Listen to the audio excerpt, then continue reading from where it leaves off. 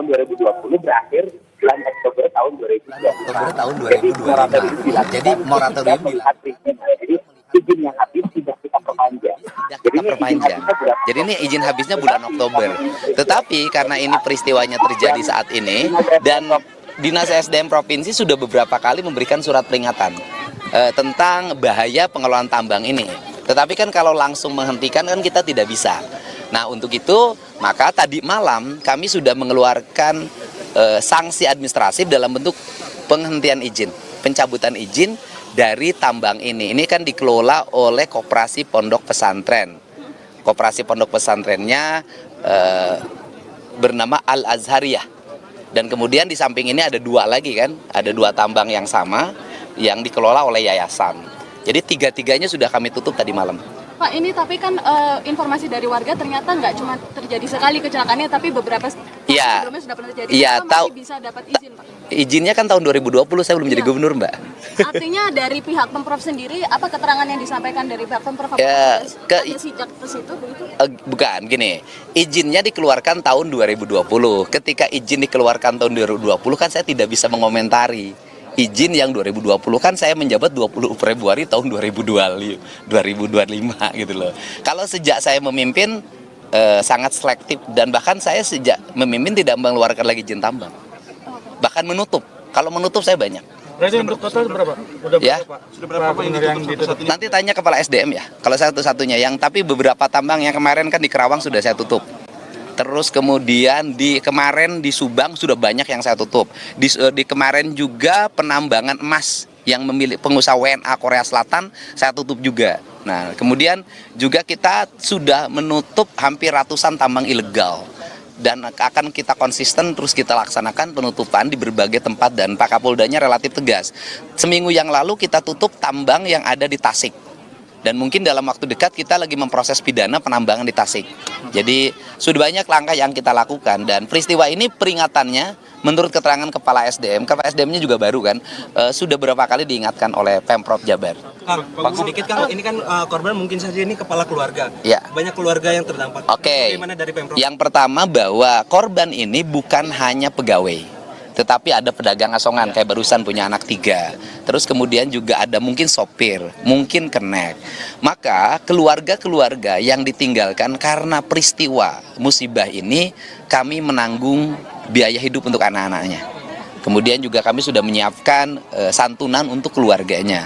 Tetapi juga saya meminta pada pengelola tambang untuk segera melakukan langkah-langkah penanganan sosial terhadap mereka yang jadi korban. Kan tambang di sini untungnya sudah banyak. Kan harus ada sikap untuk memberikan bantuan dan tanggung jawab terhadap korban. Bagaimana jawabannya prosedur penanganan atau seperti apa untuk? Kalau saya sih mengatakan, karena saya 3 tahun yang lalu sudah ke sini, tambang ini tidak memenuhi syarat sebagai pengelola tambang. Karena 3 tahun yang lalu saya sudah datang ke sini dan saya sudah menyatakan waktu itu tambang ini mohon ditutup. Karena berjalan Pak tetap. Saya kan waktu itu belum jadi apa-apa Pak, gitu loh. Pak, terkait air, Pak, terkait sungai yang tercemar ini gimana Pak untuk Ya begini, kan aspek pidananya nanti biar Polda yang mendalami. Pidananya selain dilanggarnya standarisasi K3, juga misalnya aspek pencemaran.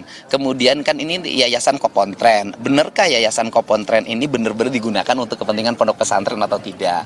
Atau hanya menggunakan baju Kopontren saja? Nah, biarkanlah itu penyidik yang melakukan pendalaman terhadap itu.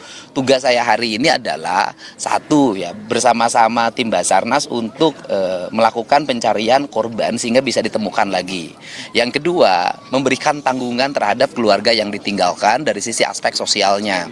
Kemudian yang ketiga, mendorong agar perizinannya tidak dibuka lagi dan itu sudah dilakukan. Yang keempat, melakukan recovery lingkungan termasuk mencari pidana lingkungannya apabila terlanggar.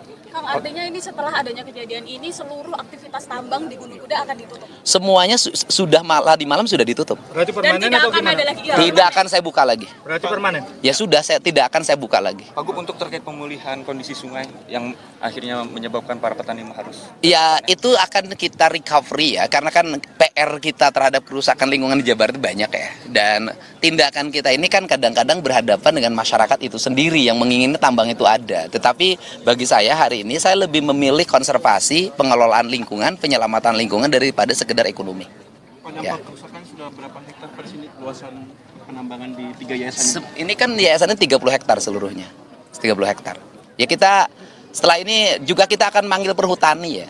Ini kan perhutani ini banyak sekali areal-areal hutan yang berubah menjadi areal tambang. Padahal kan perhutani ini adalah perusahaan pengelola hutan, bukan pengelolaan pengusaha tambang. Ini kan lagi-lagi dulu perkebunan itu menjadi PT sewa tanah, nah sekarang perhutani menjadi PT sewa lahan untuk pertambangan. Nah ini perusahaan yang BUMN yang aneh-aneh ini segera memperbaiki diri. Ini dosa ini. Berarti sebelumnya ini lahan perhutani Pak? Ini perhutani Pak. Saya panggil perhutaninya dan paling utama tata ruang. Saya minta Pemda Kabupaten Cirebon untuk segera melakukan perubahan tata ruang. Dikembalikan kembali tata ruang ini menjadi kawasan hijau, bukan kawasan pertambangan. Kang, mulai hari ini fokus dengan alam dan lingkungan. Iya. Apakah nantinya juga tidak hanya tempat ini yang akan ditindak, tapi juga tempat-tempat lain? Saya kan sudah sampaikan, sudah berapa ratus di Jawa Barat tambang yang saya tutup. Dan saya akan konsisten pada sikap itu, termasuk kebijakan saya misalnya, kebijakan pembangunan berbasis bambu. Itu kan sesungguhnya saya lagi mengamankan Jawa Barat dari eksploitasi sumber daya alam.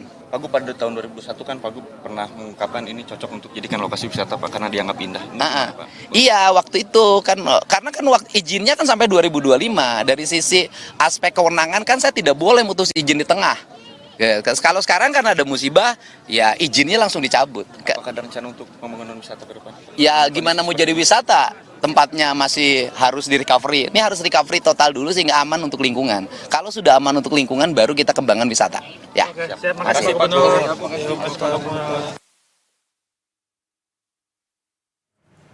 Ya, tadi keterangan yang diberikan oleh Gubernur Jawa Barat Deddy Mulyadi terkait dengan musibah longsor yang terjadi di Galian C Gunung Kuda Kabupaten Cirebon. Ada sejumlah informasi yang tadi disampaikan bahwa Deddy Mulyadi selaku Gubernur Jawa Barat sudah memberikan surat peringatan untuk tambang sebelumnya dan juga tambang ini sudah diberikan sanksi. Sanksinya adalah pencabutan izin.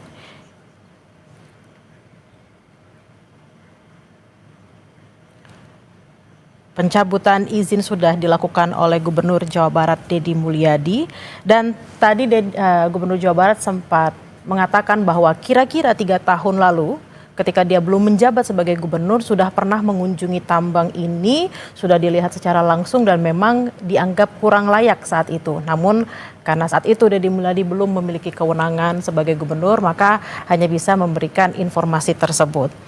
Lalu tadi dikatakan bahwa tambang ini dikelola oleh Yayasan Pesantren dan sudah ada 3 tambang yang dicabut sejak semalam. Dan nyawa orang yang hilang itu kan bukan hanya persoalan, dan ini bukan satu, jumlahnya sangat banyak. Untuk itu penambang harus bertanggung jawab terhadap peristiwa ini. Karena peringatannya sudah dilakukan. Saya sendiri secara pribadi dulu sebelum menjadi gubernur sudah datang ke sini. Dan saya meminta langsung untuk dihentikan. Karena menurut saya waktu itu kok nggak memenuhi standarisasi pengelolaan tambang yang memiliki basic K3. Dan ini memang kayaknya juga tidak punya inspektur tambang, tidak punya pengawas tambang, dan tidak punya ahli tambang. Mungkin kalau tambang plastik mereka punya. Pak, ini izin masih juga Oktober. Namun karena sampai Ya kalau gini aja kan sudah menimbulkan problem. Ya kalau sudah problem ya cabut. Resiko yang saya cabut mereka gugatan PT UN. Ya nggak apa-apa itu resiko. Pak, biar kejadian ini tidak terulang lagi Pak, ini apa perlu Pokoknya begini saja deh. Sejak saya memimpin, kan saya sudah mengeluarkan surat edaran larangan alih fungsi lahan. Pertama kan. Kemudian yang kedua, meminta kepada SDM dan Dinas Lingkungan Hidup melakukan moratorium terhadap izin pertambangan. Yang ketiga, kita sudah menutup ratusan tambang ilegal dan Polda Jabar sudah memproses pidana beberapa tambang ilegal. Dan yang berikutnya adalah moratorium tidak ada lagi perpanjangan izin pertambangan di Jawa Barat. Cukup kan? Cukup. Ada yang lebih tegas dari ini tanya? Oke.